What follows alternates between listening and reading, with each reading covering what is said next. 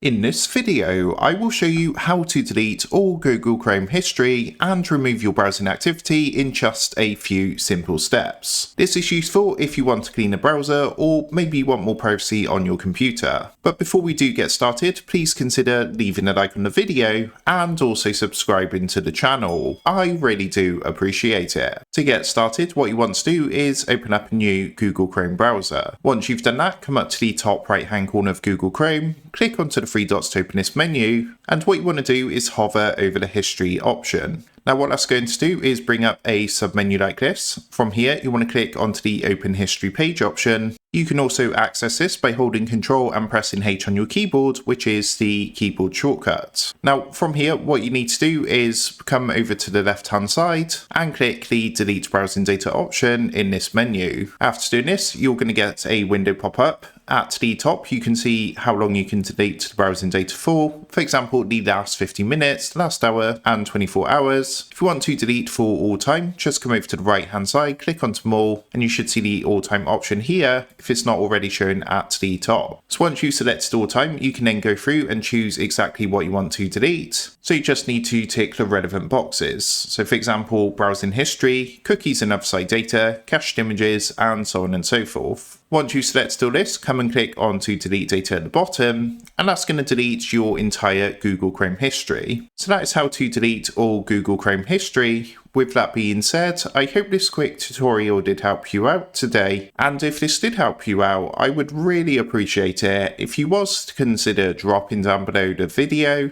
leaving a like, and also subscribing to the channel. With that being said, I just want to take a minute to thank you guys for watching this quick tutorial, and I will see you in the next video.